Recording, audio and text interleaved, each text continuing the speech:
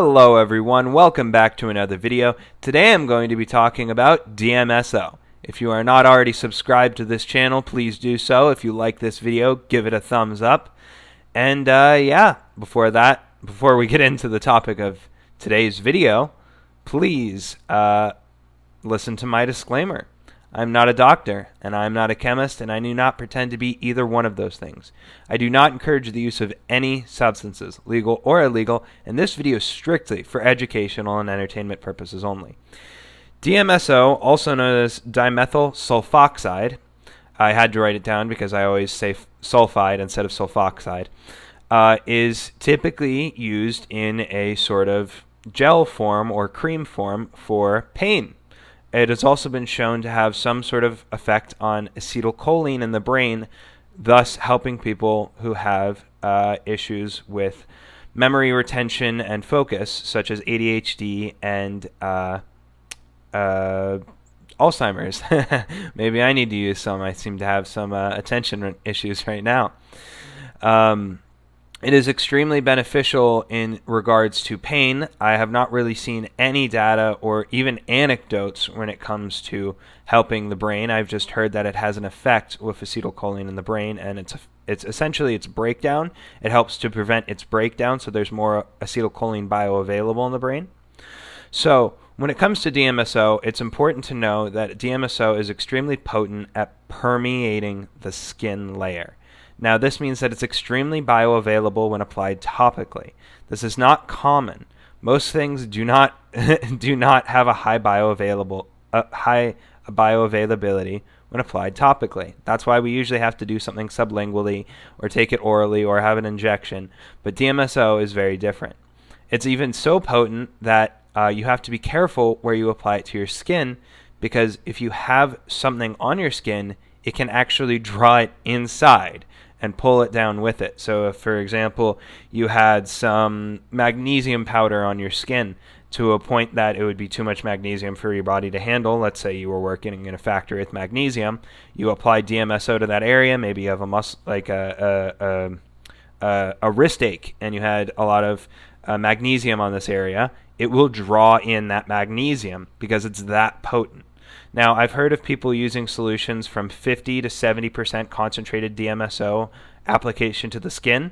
You can get it up to 99.9%, and this is all available on Amazon. There's even ones that have the scent of rose, to my understanding, because DMSO can have a sort of onion garlic smell, which people don't like. And oftentimes it does have a effect of making people's breath change, like their mouths will have a onion garlicky smell because it absorbs so readily that it can go systemic and they can have it come out of their mouths, essentially, the smell. So I've heard amazing anecdotes. I should be clear, anecdotes. I have not seen empirical evidence on DMSO at treating things such as arthritis, chronic arthritis, or even sometimes even acute pain in joints and muscle aches. Now, I'm not entirely sure the mechanism of action, but that is because I really want to get into its absorption properties. I have heard of people even using DMSO for steroid use when people don't want to inject certain things. So, for example, I have heard of people using DMSO mixed with trenbolone pellets. This is illegal. This is illegal, to be clear. I'm just talking about what I've heard. Because it absorbs so readily into the skin that it draws in the trenbolone in a percentage that could be just as bioavailable as an injection. Maybe not just as bioavailable as an injection, because that's full bioavailability. Maybe close to, or maybe even just half. Even if it's half, that's still a tremendous amount. Even a tenth is a tremendous amount, if we're being frank here. Which is more than somebody applying it sublingually or taking it orally, because it'll get broken down very easily. Now, that's illegal, but I think that using DMSO with certain chemical compounds could be very useful. So, for example, if somebody has extreme problems taking pills, maybe it's an elderly person and they need to take certain medicine, and that medicine could technically be absorbed through the skin mixed with DMSO, I think that is an option that people overlook. This also happens with hormones because you can apply certain things, like let's say somebody is on testosterone replacement therapy, they're not, and they're on like a cream and it's just not absorbing to the rate they want it to. DMSO could potentially, to be clear, potentially aid in that absorption level. The reason I say potentially is because there are other chemical compounds within testosterone creams that are supposed to make it bioavailable, and you do not necessarily want all of those things going systemic because that could be dangerous. So DMSO is extreme. What I'm trying to get across is DMSO is extremely potent at absorbing through the skin.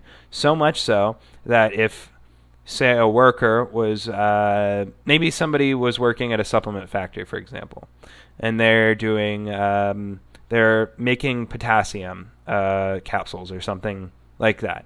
This is a just off-the-cuff example. They go home, their wrists are really sore from working all day, and they didn't wash off their forearm. They apply the DMSO, they could get an overdose, an extreme amount of potassium, a deadly amount, just from rubbing DMSO on them because it's so potent at drawing in chemical compounds. Now, I'm not 100% sure that potassium is actually able to go through the skin. I'm just trying to get across the point that DMSO is extremely potent at drawing in through the skin.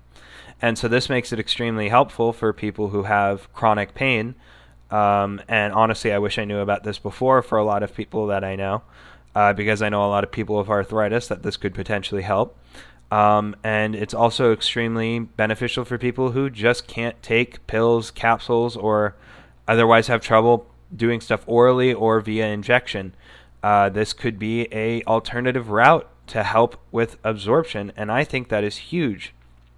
Granted, DMSO is not talked about because it is naturally derived, and pharmaceutical companies, they don't necessarily throttle it by any means. People say that a lot. I don't necessarily think it's the case, but what I do think is that it's not talked about by doctors because doctors have an incentive to tell you about medications that they offer. Why would they tell you about something they don't really know about, like DMSO? They probably never learn about it in school, and so it'd be disingenuous for them to tell you about it.